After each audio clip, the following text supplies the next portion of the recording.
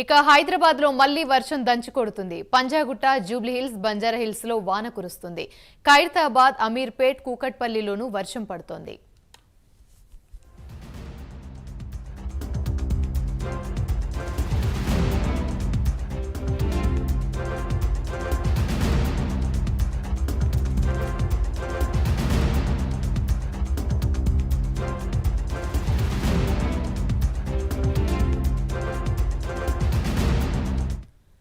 హైదరాబాద్ లో మళ్లీ వర్షం దంచుకొడుతుంది. పంజాగుట్ట, జూబ్లీ హిల్స్, బంజారా హిల్స్ లో వాన కురుస్తుంది. ఖైరతాబాద్, అమీర్పేట్, కూకట్పల్లిలోని వర్షం పడుతుంది. ఇదే అంశానికి సంబంధించి మరిన్ని వివరాలు మా ప్రతినిధి కుమార్ అందిస్తారు. కుమార్, చెప్పండి, మళ్లీ వర్షం స్టార్ట్ అయింది.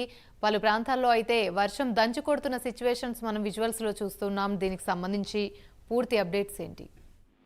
థ్యాంక్ యూ అమని. హైదరాబాద్ లో ఈ రోజు కూడా వర్షం అయితే మొదలైంది. ముఖ్యంగా కూకట్పల్లి, ఎస్ఆర్ నగర్ ఇలా పలు ప్రాంతాల్లో హైదరాబాద్ లో వర్షం అయితే కురుస్తుంది. ముఖ్యంగా చూసుకున్నట్టయితే హైదరాబాద్ లోకి సంబంధించి తెలంగాణ రాష్ట్రం సంబంధించి కూడా ఏదైతే వాతావరణ శాఖ అయితే వచ్చే 2-3 రోజుల్లో కూడా వర్షాలు పడతాయంటూ కూడా ఇప్పటికే వాతావరణ శాఖ అయితే చెప్పింది.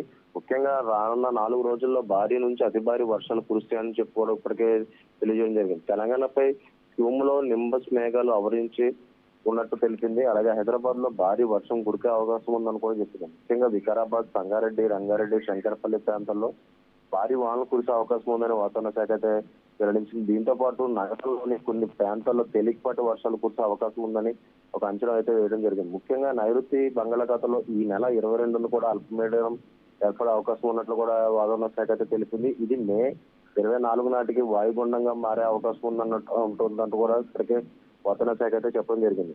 మొత్తానికి ముఖ్యంగా చూసుకున్నట్టయితే గత కొన్ని రోజులుగా అంటే ఏదైతే ఒక వారం ముందు వరకు కూడా ఎండలు అయితే దంచుకుంటుంది. ముఖ్యంగా చూసుకున్నట్టయితే ఈ వారం రోజులు కూడా హైదరాబాద్ లోనే పూర్తిగా వాతావరణం అయితే మారిందని చెప్పొచ్చు. ఏదైతే ఒక 2-3 గంటల సేపు మాత్రం భారీ వర్షం అయితే కురుస్తుంది. అలాగే ఈ రోజు కూడా కొద్దిసేపటి క్రితమే వాతావరణం మొత్తం పూర్తిగా మారినట్లు కూడా తెలుస్తుంది. అలాగే పలు ప్రాంతాల్లో ప్రస్తుతం వర్షం అయితే కురుస్తుంది. అలాగే మరొక పక్క వాతావరణ శాఖ కూడా మరొక 2-3 రోజుల్లో కూడా ఇదే స్థాయిలో వర్షం కురిసే అవకాశం ఉందంటూ కూడా ఇప్పటికే హెచ్చరిస్తున్నారు. అలాగే మరొక పక్క జిహెచ్ఎంసీ అధికారులు కూడా ఏదైతే ఈ వర్షాలు పడుతున్న నేపథ్యంలోనే డిఆర్ఎఫ్ సిబ్బంది కావచ్చు, ఎలక్ట్రిసిటీ సిబ్బంది కావచ్చు ముందుగానే అప్రమత్తం అయితే చేశారు.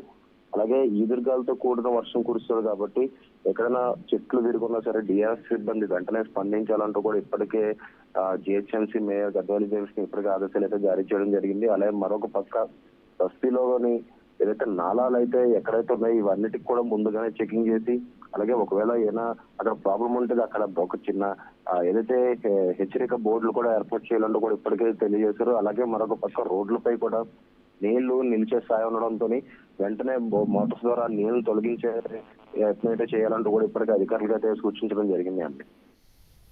Right, thank you Kumar.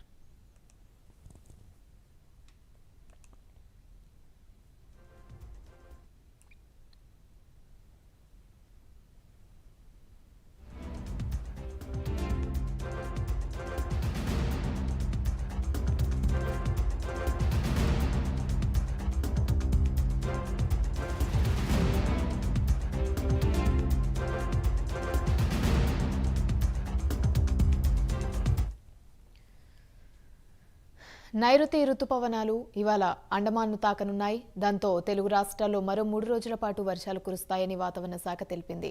Telangana వ్యాప్తంగా ఎల్లో అలర్ట్ జారీ చేస్తున్నట్లు అధికారులు ప్రకటించారు.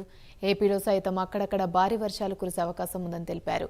ఈ నెల 22న నైరుతి బంగాళాఖాతంలో అల్పపీడనం ఏర్పడుతుందని, దాని ప్రభావంతో వాయుగుండంగా మారి భారీ వర్షాలు కురుస్తాయని వాతావరణ శాఖ తెలిపింది.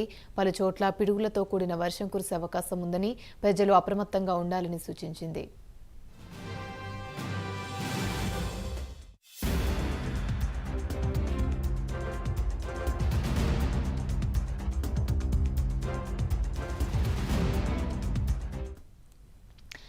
ఇక తమిళనాడు వ్యాప్తంగా వర్షాలు కురుస్తున్నాయి. మరో 2 రోజులు అక్కడక్కడ భారీ వర్షాలు కురవనున్నాయి. 4 జిల్లాలకు అక్కడి వాతావరణం శాఖ రెడ్ అలర్ట్ జారీ చేసింది.